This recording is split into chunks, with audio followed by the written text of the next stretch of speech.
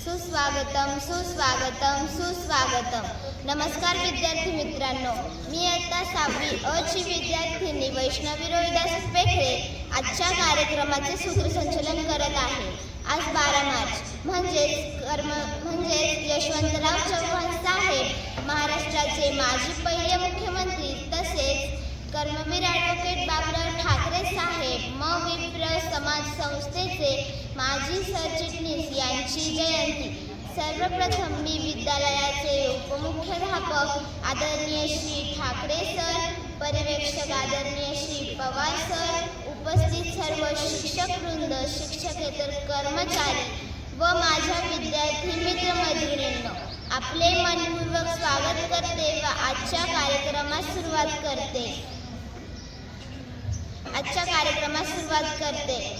यानंतर मी विद्यालयाचे उपमुख्याध्यापक श्री ठाकरे सर, पर्यवेक्षक श्री पवार सर यांना विनंती करते की त्यांनी प्रतिमा पूजन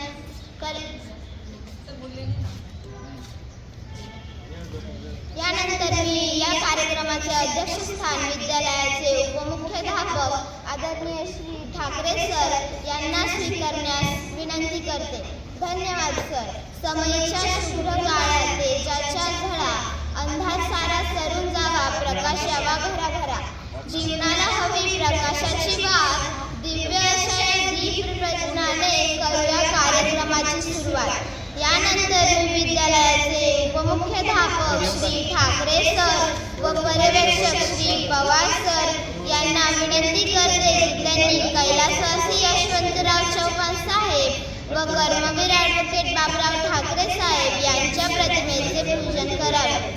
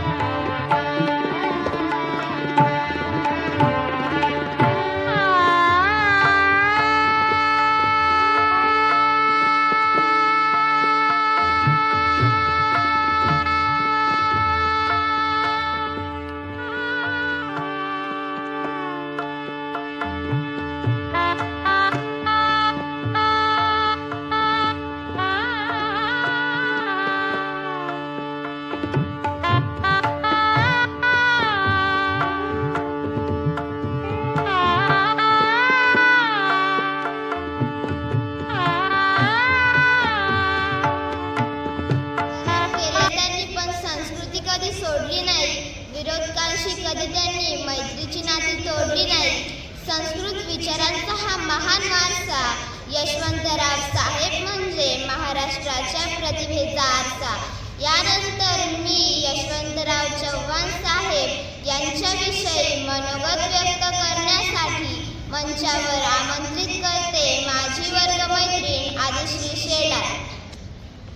सन्माननीय व्यासपीठावर उपस्थित आदरणीय मान्यवर, इतर गुरुजन वर्ग व माझे विद्यार्थी मित्र मैत्रिणींनो, आज 12 मार्च म्हणजेच स्वर्गीय यशवंतराव चव्हाण यांची जयंती. जन्म येणे देवा हाती, करी जगा हासवी. खरोखरच यशवंतराव चव्हाण साहेब जरी आपल्यात नसले तरी त्यांचे कार्यकर्तृत्व, त्यांचे विचार मात्र आजही जिवंत आहे. त्यांचा जन्म 12 मार्च 1913 रोजी सांगली जिल्ह्यातील देवराष्ट्रे या गावी झाला. त्यांच्या आईचे नाव विठाबाई व वडिलांचे नाव बळवंतराव होते. ते 4 वर्षाचे असतानाच त्यांच्या वडिलांचे निधन झाले. त्यांना लहानपणापासूनच भजन, कीर्तन व संगीताची आवड होती. पुढे त्यांनी गांधीजींच्या असहकार चळवळीत एक सत्याग्रही म्हणून उडी घेतली. तसेच सन 1930 रोजी शाळेच्या इमारतीवर तिरंगा फडकविला. तसेच ते शाळेत असताना त्यांच्या शिक्षकांनी विचारले असता, यशवंता तू कोण होणार? तेव्हा त्यांनी सांगितले की मी यशवंतराव चव्हाण होणार.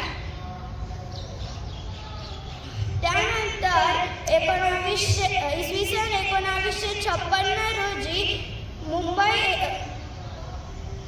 स्थानिक झालेल्या द्विभाषिक मुंबई राज्याचे पहिले मुख्यमंत्री म्हणून त्यांची निवड झाली.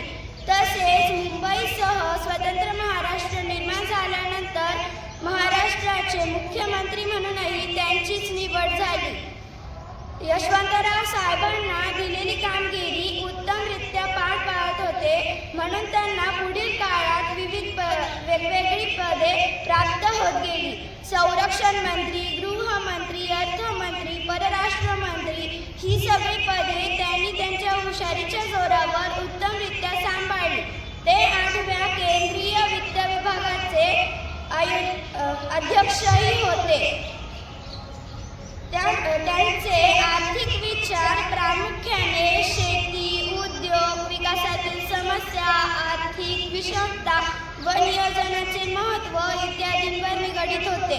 उत्कृष्ट संवादपटू, उदारमतवादी व अभ्यासू व्यक्तिमत्व म्हणून ते प्रसिद्ध होते. ते रसिक व साहित्यिकही होते.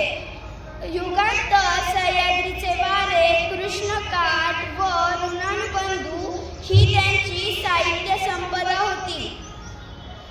ते महाराष्ट्राचे शिल्पकार म्हणून ते प्रसिद्ध होते. अखेर मी एवढेच बोलावेसे वाटते, असा मोहरा झाला नाही ना पुढे होणार, असा मोहरा झाला नाही ना पुढे होणार. यशवंतराव साहेबांचे नाव सतत गरजत राहणार, सतत गरजत राहणार. धन्यवाद. नाशिकच्या मातीचा तुम्हीच खरा मान, शिक्षणाच्या जगात वाढवली आमची शान. कर्मवीर ॲडव्होकेट बाबुराव ठाकरे साहेब, तुम्हाला आमचा हा कोटी कोटी प्रणाम. यानंतर मी कर्मवीर ॲडव्होकेट बाबुराव ठाकरे साहेब यांच्याविषयी मनोगत व्यक्त करण्यासाठी मंचावर आमंत्रित करते माझी वर्गमैत्रीण श्रेया नरोडे. ज्ञानाचा प्रकाश ज्यांनी घराघरा पोहोचवला, ज्ञानाचा प्रकाश ज्यांनी घराघरा पोहोचवला, मविप्र संस्थेचा वटवृक्ष ज्यांनी वाढवला, मविप्र संस्थेचा वटवृक्ष ज्यांनी वाढवला, न्याय आणि शिक्षणाची धरली ज्यांनी कास, अशा कर्मवीर ॲडव्होकेट बाबुराव ठाकरे साहेबांना करते अभिवादन खास, करते अभिवादन खास. सूर्याप्रमाणे तेच दिसणारे व्यासपीठ, चंद्राप्रमाणे शीतल छाया देणारे माझे शिक्षक आणि चांदण्यांप्रमाणे चमकणाऱ्या माझ्या विद्यार्थी मित्रमैत्रिणींनो, सर्वांना माझा नमस्कार. मी श्रेया संजय नरवडे, इयत्ता 6वी ची विद्यार्थिनी. आज कर्मवीर ॲडव्होकेट बाबुराव ठाकरे यांची जयंती. कर्मवीर ॲडव्होकेट बाबुराव ठाकरे साहेब यांचा जन्म चांदवड तालुक्यातील गणूर या गावी 12 मार्च 1926 रोजी एका सामान्य शेतकरी कुटुंबात झाला. प्रखर बुद्धिमत्ता, हजार सबबीपणा, जिद्द आणि प्रगाढ व्यासंगाच्या बळावर त्यांनी प्रतिकूल परिस्थितीत देवळालीतील झोरोस्ट्रियन बोर्डिंग हायस्कूलमधून 1944 मध्ये आपले मॅट्रिक पर्यंतचे शिक्षण पूर्ण केले. नाशिकच्या HPT कॉलेजमधून BA, पुण्यातील विधी महाविद्यालयातून LLB आणि मुंबई विद्यापीठातून त्यांनी अर्थशास्त्रात MA ची पदवी मिळवली. ज्ञान आणि कर्माची सांगड घालून आपल्या भोवतालच्या समाजाचा विकास करण्याचे त्यांनी मनात पक्के केले. 1951 पासून त्यांनी वकिलीला प्रारंभ केला. ज्येष्ठ विधिज्ञ कर्मवीर अण्णासाहेब मुरकुटे यांचे सहाय्यक म्हणून त्यांनी काम केले. 1954 मध्ये पब्लिक प्रॉसिक्युटर, 1967 ते 1977 ते जिल्ह्याचे assistant government leader and public prosecutor म्हणून कार्यरत होते. 25 वर्षे नाशिक बार असोसिएशन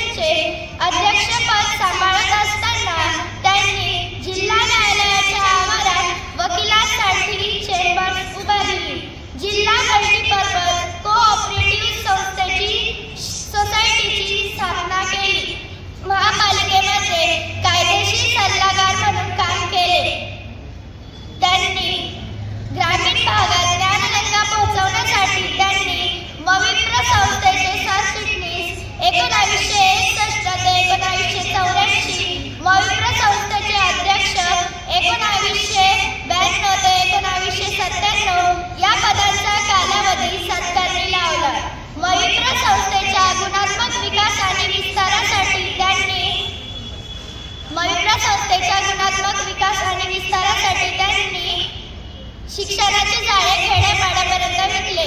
त्यांच्या कार्यकाळात 73 माध्यमिक शाळा, 1 प्रशिक्षण व 8 वरिष्ठ महाविद्यालये सुरू झाली.